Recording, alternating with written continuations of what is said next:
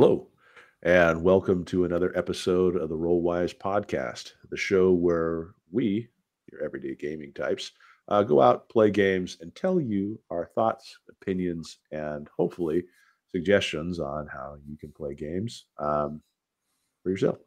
So today we actually have a topic that's going to be pointed a little bit at Jeff because Jeff is going to take on the mantle and he wants to be running a game. This is after many years of maybe not running a game. I mean, many years. I'm building the legend as we go through this. After a few years of not having run a game, he's going to take on the mantle and he's going to try to run a game on stream, which I don't know if you guys are aware, but running a game on stream is actually kind of stressful. I mean, at least I feel a little bit stressed by it. So anybody that watches our stream and has watched us get on stream and us role play play through some scenarios, play through some games and stuff like that, I hope you enjoy it. Fortunately, the internet isn't so cruel that they're just like, oh, these guys, what are they doing? Thumbs down. Fortunately, we've got some really positive feedback from people online. It's been a very supportive community. So I'm actually really excited to welcome Jeff to the streaming game master cabal. I have never run a game on stream, and it has been several years since I've run a game in person. And I don't think I've ever run a game in person that either of you played in. No. Like I've done some, but I'm mostly a player. Like Yeah. I've done some because there wasn't a choice. I've done some because I wanted to try. But yeah, I haven't, and now I'm jumping back into it and trying to do it on stream where it's even more complex than in person. It feels like it. I mean, the weird part about the on-stream stuff, and this is going to sound like this is the weirdest part, is when we're on stream, I don't actually like think about being on a stream. I just think about us being like we're on Discord or some other thing. Yeah. Because like if I tried to like be like, oh, I should make this cool so the audience like gets a good reaction out of this, you guys would have the worst adventures ever. Well, I think that's one of the things, not to shill our own product, but a little bit is like one of the reasons that I see kind of try and keep the stream the way that we do it is I want it to be like a real game. Like this is what it usually looks like more when you're gaming with your friends than say some of the other high production value actual plays. Like we're buddies getting together to play a game, try out these rules, see if it's a game that we like, see if it's a game that we want to continue playing. And I think that's, I don't know, I like that about our product. And honestly, if people enjoy what they see, maybe it inspires them to play a game. Maybe breaks them out of their 5th edition, or 5th edition world and tried something new, and or not. I mean, you may think that the opinions we share don't match your own. Obviously, we played 4th edition, and we've discovered that even though we have at least I have a more favorable view of 4th edition than I did prior to playing it, I'm probably still not going to put that at the table because I just don't feel like I would tell it. I just don't see it as a vehicle to tell the stories I want to tell. So, not to say you can't. Sure. It's just what it is. So, for you, I think when we're looking at running your first game in a long while, I mean, we got to start with identifying like what kind of game you want to run, what kind of setting, and all of those kind of things. And you have purchased some games recently. I have. Go through your library. At least tell us, what was the game that you kind of pulled off the shelf? What spoke to you about it? Why do you want to run that? The game that I'm going to run is going to be Wild Sea. And actually, I have heard about Wild Sea a couple of times over the years, but never really checked it out. And then, I don't know, about a month ago, my son had his wisdom teeth removed, all 4 of them. And I was staying up with him, medicating, getting him drinks and stuff. And he was playing something video game, and I was watching YouTube, and I came across a review of Wild Sea, and it sounded pretty amazing. It is a odd, post-apocalyptic, but not, everything's bleak, Mad Max kind of thing. It's the world just isn't the same. And, now we have ships flying through the skies, over these huge forests full of all kinds of incredible creatures. And essentially we're playing pirates. And who doesn't want to play pirates? It's true. Pirates are always good. As the quote says, everything's better with pirates. Yeah, I think that there's a lot we can do. And I went ahead and ordered the book after watching the video in the middle of the night. Always a choice decision. Well, that's the best time to buy. That never bites you in the ass. It's the best time to buy books or anything when you're sitting there half like just brain dead, going, "Oh, that sounds amazing." Well, but honestly, I mean, when you hit me with airships, post-apocalyptic world, pirates, I mean, yeah, it's a pretty vibrant. It looks like a very vibrant, bright sci-fantasy game, and those definitely things that you like, Mike. It hits me all in the right place. I mean, if you want to get me with some of that stuff, I mean, I've got that one game that you recommended to me that was this like Studio Ghibli with some post-apocalyptic stuff. Like, what was that? Emerald Queen or something like that. I don't remember. I just that was the one that was like Studio Ghibli and Mad Max, is what they said. Yeah, it was like Studio Ghibli, Mad Max. Yeah, that was an odd juxtaposition. I was like, what? That's a fascinating combination of words that you've managed to put there, sir. And of course, as soon as those hit my ear holes, I did some research and ended up with some of those books. Needless to say, so tell us a little bit more about the Wild Sea. Now, we just played a very mechanic heavy book in 4th edition, and kind of like all that it represents. Where does the Wild Sea fit in your opinion on the mechanics or narrative first kind of thing? It feels a little more narrative. Okay. At first, I don't think I'd go all the way to full rules light, but it's definitely more narrative driven. Okay, is the feeling that I'm getting. I am not through the whole book, so let's. If I say something wrong and you disagree with me, go ahead. Let me know in the comments. Tell me what I have to look forward to. That's. Hey, you know what? Whatever. I didn't think there was a healing class in Daggerheart on stream last night. Yeah, that's true. Well, so I mean, thank you everyone for pointing out the classes that do have heals. And honestly, I've been building some characters with Daggerheart. There's some fairly powerful combinations and much more healing than I remember the first time that I looked at it. It just isn't. You don't have one guy that he's just the heal monkey. I think my brain expected a cleric type class, and just because I didn't see it, I was like, they've gone rid of healing. But yeah, so I mean, trust me, your first playthrough, you want to learn you're going to learn it as best as you can, but there's always going to be gaps.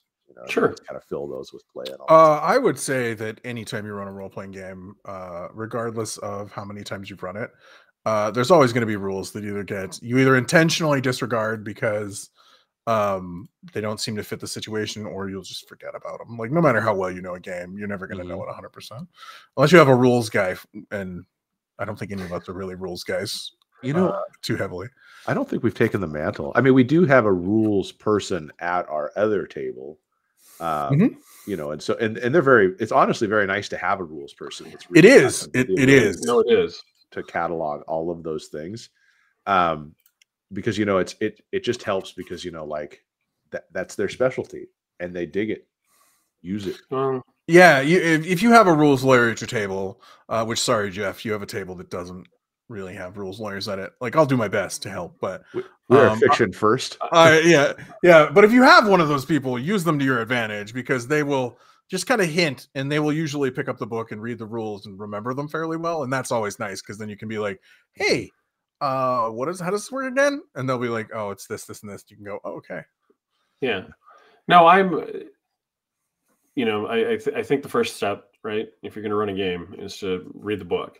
Yeah. Now, reading the book doesn't mean retaining encyclopedic knowledge, with instant recall, like you're operating a search engine in your brain, right? That just isn't how it works, especially when you haven't played it and there's nothing that reinforces the words that you just read or that you read 3 weeks ago, But I think the advantage of a lot of the more narrative games is that the rules are there to help move the story along, as they are in all role-playing games, but they're a little secondary to the player choices and the way that the story develops. Yeah. We are going to be doing a pre-can scenario. I'm looking at a couple. I have not committed yet, but I don't feel comfortable enough at this point in time, running a fully free form. I did see, we'll probably talk about this because I want you guys to see the video, but I got to find it again. It's one of those ones where it's like, oh, I want to see that. And then YouTube refreshed. Oh, no. Right. And as I was scrolling and I went, fart, it's gone. But it was essentially about running an actual plotless campaign. Yeah. Where there's more plot hooks along the way and different things that happen, and the party is determining what they do. And I don't feel comfortable running that. That's a lot more decisions. Those are hard. That's hard sometimes. I'll say something about that because I've tried to run that kind of game twice. And I think you can run into, there's a couple comments that I want to make because it is a fun style of game because it is very player driven. And I think the first time I tried to run it with you guys was a Call of Cthulhu game. And honestly, I didn't like how that started because I had this meta plot in the game and how it was going. And it just had such a herky jerky start to it that it was like, I mean, I don't think I told you guys the end result, but I basically had Brazilian Confederate Nazis that were you did. I remember you told me they were trying to use like space coke to awaken the old god and the cosmos. I mean, it was a fun ending, but the beginning was just such a horrible mess of how do I was like, oh, I'm just gonna leave these plot hooks and everything, and we never even got out of the bar because it felt like that. No, we didn't. It just felt like it was. Well, that's you put yourself kind of in a harder situation there because you had an endpoint in mind, and I feel like most of those like sandboxy games you can't do that. Well, you have to you have to have story ideas that you throw out there, but like the players need to eventually decide where the story goes. Well, and that's what part 2 is that what you do is you put out hooks, but you don't put out too many hooks. Here's the funny thing. And it's like, if you put out too many hooks, then they got that choice paralysis and they just don't pursue anything. That's the worst. Yeah. And then you have to have a player, you have to have a team or a group of players that really are driven by their character choices and all that stuff. That's the really most important part. So I think for people that are maybe starting a fresh game that haven't gone with another player or something like that, you kind of have to know your players a little bit, because if your players are those types that are really self-motivated to kind of get into character and have their character's goals realized, then you can craft a narrative around them. That is super cool and really rewarding. But if you need players that you have to kind of grab them by the nose and take them to the plot. Some players prefer that. Like some players prefer to be involved in the story that you kind of want to tell versus just getting to that point where you're telling your own story and the GM's kind of giving you leads on how to tell it. Exactly. But it's a style of play that different people enjoy. And I think that's I think our group is after we played so many games, I think we guys have gotten much more into that style of play. But I think if you were around 5 years, you guys would prefer a more linear, this is the story we're telling. The only game I've ever had a lot of success with a totally character driven game was the Shadow Life games, where it was day by day, it's okay, your character wakes up, what do you do? And then they schedule an appointment, and it's no, you have to remember when it is because you can actually physically miss it. And those games were I did one bigger one, not with you guys but with another group, and it worked out really well. It was a lot of fun, but the characters pretty much basically it's sim life. They're living this character's life and they make the choice of what they do on a daily basis. And that worked out really well because you can throw them plot points this job comes up. Do you want to take it or not? No. Okay. Well, I have to come up, here's another job, and you're not going to make your rent and stuff like that. But that's easy because it's still kind of directed because the characters are much like real life. The characters are forced by outside factors to make decisions. Yep. Yeah. And that's the thing. And I think that when you are putting together your own story, if you're not using something pre-generated, that storyline that you want to kind of tell, you kind of have to if you want to do that freeform game, it has its own. Well, if you have a story you want to tell, I would say don't plan on it being a freeform game. I would say, not railroad, but strongly guide them in the direction that you want them to go. And if it's a freeform game, just do something like I said, like where it's like, no, you're pretty much making your own life. So decide what you want to do. This is going to be as boring or as fun as you make it. Exactly. And so I think much like life. So I think it's fine to start with pre-generated. In fact, I've enjoyed the pre-generated games that have been coming out with the games we've been playing. I think pre-generated games are much better than they used to be, and so I have less of a problem. I used to be a hardcore. It's not really a game unless I write it myself. But I think anymore, a lot of the pre-generated games are written by really talented writers and people who are good at running games, and so they're worth running. Some of the older ones, like we always talk about your Call of Cthulhu game, Shadows and Puppet Plays, which is an older game, and like you definitely need to read through it. And any adventure, read through it. Just to make sure. You have to have an idea, I think, of where the points are in the story, where the party can go. Well, there's the provocative guy sitting across the room that seems to be trying to get our attention, but we're going to ignore him. You know, there's this fight going on over this really loud thing suddenly, and we're going to ignore that. But there's a girl outside in a raincoat petting a kitty cat. We need to investigate that. And it's like, why did I even say that? Why did I, Yeah.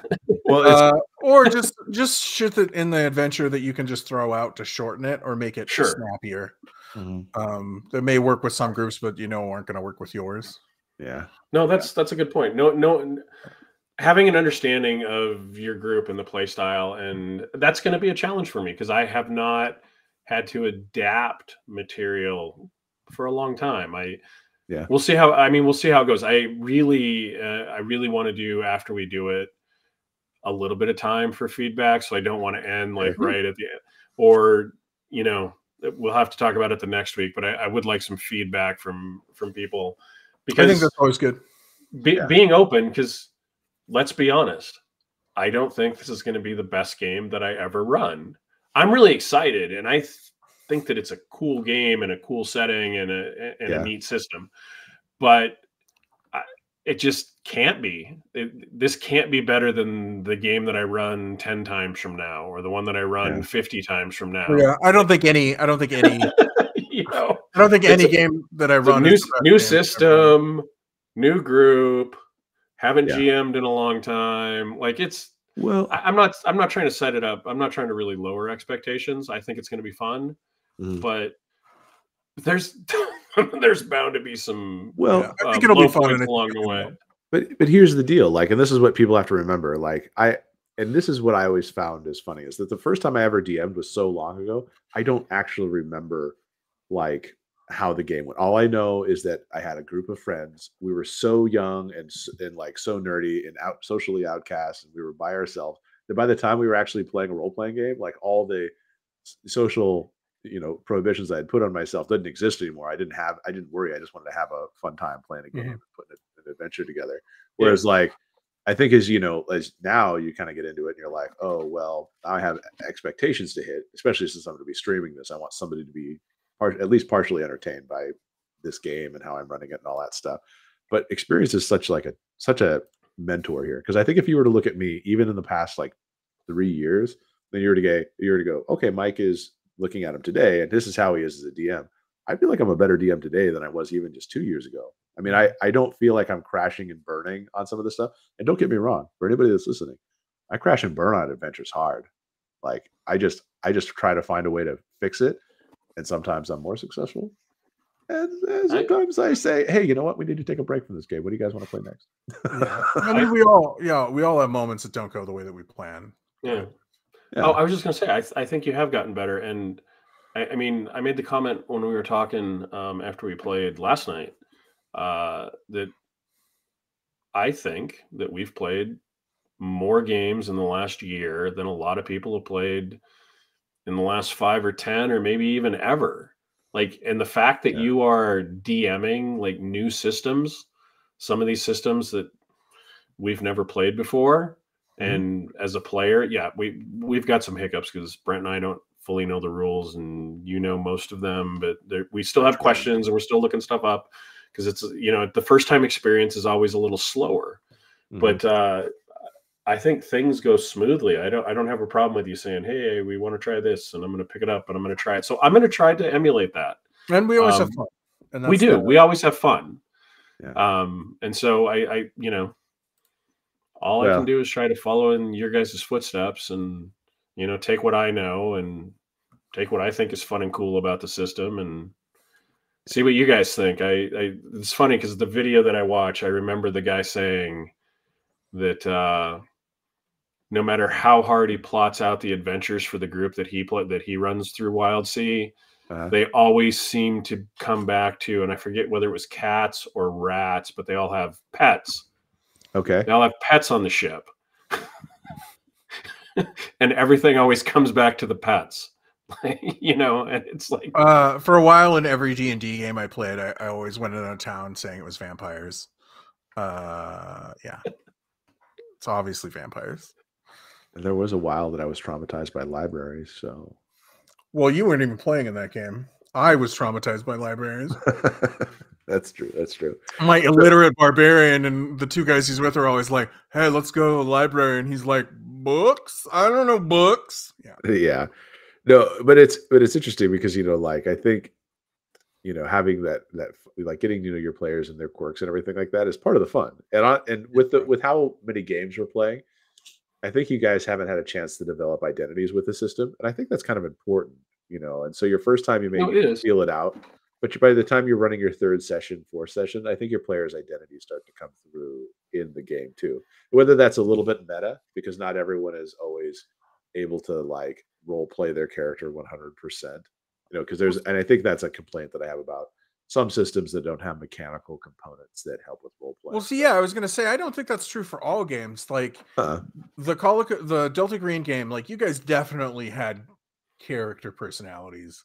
Like invested within the first like 20 minutes of your character. Monster of the Week, I think Jeff and I had very good ideas of who our characters Monster of the Week just vibed hard. I think there's games that just don't encourage the characters to be well, and like I just don't think they encourage that. And I think that's the D&D mindset is I don't think they encourage you to really play your character as much. Well, and I think this is a little bit trickier to like balance it because it's easy. It's like because you watch all that UFC, you're like, well, everyone's a boxer, a wrestler's a boxer until he gets punched in the face or whatever, right?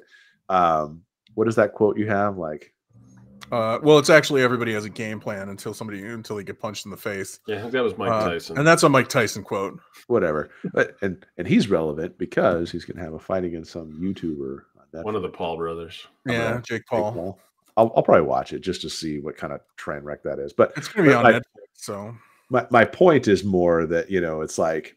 You think you got it under control, but then you go back to what you're comfortable with, and you're comfortable with yourself, right? So unless the game is actually forcing you to do certain mechanical things, you kind of skip it. Well, not just that, and mechanically, like I said, mechanics make a game. D&D doesn't have much in character mechanics unless you're trying really hard. But one thing I will say about the boxing match is I have heard that the Jake Paul boxing match is going to be done with 18-ounce gloves and headgear. Which I can't decide is if it's more dangerous for Jake Paul or not, because he's going to think Tyson can't knock him out with all that padding. And I think he's wrong. I don't know. I don't know if I'd put 18-ounce weights on like Tyson's hands. It's 18-ounce pillows. Like it's quite a bit of padding. It is, but I don't know. I feel like I don't know, and not to stay on the Mike Tyson topic too long, but I feel like there's a chance that he's like his training is, if it's legit, like some of the stuff I've seen recently, I think he wants to get into the fight.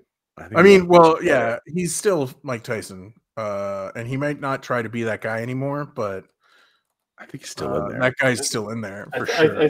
I think once he's in the ring and the bell rings, I think. So at what point do you think Jake Paul is going to be like, oh fuck, I'm in the ring with Mike Tyson? I don't know. Like he has done some boxing, right? Yeah, and probably when he gets hit with that first punch, that'll be the determining factor when he finds out exactly how hard Mike Tyson hits. And maybe Mike Tyson's lost it. And that's how you should confront your player characters. You should punch them in the face. Metaphorically, one, not physically, just metaphorically. Shake them up a little bit. It's true. That's always start with action. So I think that's actually like a common piece of advice is always start or end with action. So you want to start with something that brings them in. Yeah. That's one of the reasons you got to get people engaged. That's one of the reasons people hate the tavern trope is because it's not a really very interesting way to start. Yeah. Unless that tavern immediately busts into a brawl, bar fight, or starts on fire. Dice. Yeah. Usually you want to start with some sort of engaging, like a fight or in the middle of a fight or something like that. So to kind of switch it up a little bit, I mean, in terms of like going to zero like experience prior to this, like you've never role played and you're just trying to do this for the first time. Is there any specific advice you'd give somebody to that scenario? Like you've never role played, you want to do this for the first time, or is it just like got to get your reps? So just get out there. No, if you're the one of like the 3 or 4 friends you have, and all 4 of you are like, oh, I want to start playing a role-playing game, and you're the one that unfortunately said, I guess I'll run the game, or fortunately, the first thing I would do is I would go watch some YouTube videos on suggestions of what starters are like, just to get an idea, and then kind of just discuss what kind of game you guys want, because just pick up D&D. Just pick up D&D, play a couple D&D games, because what's going to happen is it's the easiest place to start, even though it's a more complex game, just because you're going to be able to find a lot of resources about it. But if you wanted to pick up a beginner's game, there's plenty of beginner games out there. Reese's. But if you go to Google and punch in first time running role playing game, I almost guarantee you D&D is going to. Let's do that. What first time running role playing game? Or how do I start role playing tabletop? I was about to say, if you don't add anything to that, what you say there, Brent. Tabletop RPG shop. I was about to say, like, ooh, those are some interesting results. It has Dungeons and on this one. What I said, how do I start role playing tabletop RPGs? And the first thing is Dungeons. It says research various game systems available. Dungeons and Dragons is the first one, and then Pathfinder, Shadowrun, and then Call of Cthulhu. Those are 3 games I don't know if I would necessarily go with, but there's the Wild Sea. Yeah. Well, those 3 games are the most widely popular, and you're probably going to be able to find information on them. No, that's true. I started with Shadowrun, which is the most difficult rule set I can think a person could grind their head against. Like second or third edition, there was a lot of rules. Second edition. There was a lot. There's a lot of rules, and a lot of rules for different things. Like the rules for decking are different than rigging, which are different than combat. Yeah. Right. So, well, okay. Yeah, I mean, honestly, I think you're probably right that somebody could go get like the D&D starter set, and that would walk them through the game pretty well. Mm-hmm. And then you could always jump into Phandelver, which is fun. Yeah, and then so I think really the trajectory that happens is you'll probably play D&D for a while and then decide you want to run something different. And you'll probably try and jam it into D&D with those rules. And then that's when you should probably start looking at other games. Yeah. I think it's easier now because like Brent touched on it. There are YouTube videos and stuff now, like 15, 20 years ago, and I realized that's a lifetime for some people. If you wanted to start role playing, you had to have heard of some system and found a book and then read it on your own and then try to find people. Or had a friend. Or had a friend. And now with YouTube, like there are things like not just us, but there are a lot of channels out there, right? That show how games are run. There are a lot of people doing actual plays or live plays, reviews. a lot of different games or just reviews. So you can hear about them, and there is more information out there. I hesitate to send anybody to Reddit. I love Reddit, but not, the best place to get a positive interaction sometimes. And when people like genuinely ask for help, in a lot of those places, most of what they get is helpful. Yeah. You know, there's No, a lot that's of true. people pointing a lot of good stuff out. I think the more likely scenario is, at least for me, and this has been almost out every time I've started a new game. This is with people. It's been, oh, I kind of want to try role playing, or I kind of want to get back into role playing, but I don't like know anything. And then I'm the friend that's like, oh, well, I run games. Like we're kind of like, I finally get to the point where I can be like, well, would you guys be interested in playing in a game if I ran one? Yeah. Is usually what happens. And then at that point, if you're new to playing a game, like, you'll have somebody that can help you through it. Wow. Yeah, because it can be intimidating. I remember Mike ran my partner and I through a game, and she has not role played a lot. She was nervous and intimidated because it was Mike and I, and not. She was nervous. She just hadn't done that kind of stuff before. Experienced versus not experienced. Well, and she went into it with this expectation, and she's just like, well, what can I do? And it's like, anything. What do you want to do? Yeah, like and that was like the biggest thing, because it's like, well, her and my wife had that same question. It's just like, well, what do I do? Well, you tell me what you think your character would do in this situation. You know? Yeah, I think that's always the hardest part. Like, I remember we were playing with a new guy in one of I think it was a D&D game, but his only experience with games, like role playing at all games, was MMOs. So we started asking about like pulling mobs, like pulling guards from other groups of guards, and I was like, well, yes, you can do that, but you kind of need to do it like a real person, not like a video game. Not like the guards are brain dead morons. Right. Yeah, you can't just show your face and everybody follows you and then the party sneaks into the thing. You know. Yeah, you can't shoot one of them with an arrow and that one like wanders off from the group for the party to gang beat it to death. Like, you can't really do that in this sort of game. Well, yeah. So explaining a narrative is kind of interesting too, and what choices they can make. And it's like, because they are more grounded. It's a fantasy game, but they're more grounded in reality than like a video game. And that's the truth part about it. Yeah. And speaking of Reddit is always interesting, because if you're at that stage and you want to, it's like, it provides you with two pieces of advice sometimes: what you should do or what you could try to make your game more interesting. But it also gives you plenty of examples of what other people have experienced that you may not even think about. Like, I saw this one person who had posted, and they were like, I just put a session 0 together at my local game store and I wanted to run a game, and it was the worst experience ever. And I was like, oh, I'm curious. Well, what made it the worst experience ever? Well, apparently they had got all the books. They'd got everything ready. They were going to start running people through character creation on a homebrew thing. And they had like so many people that were supposed to come to the table. And apparently zero people showed up.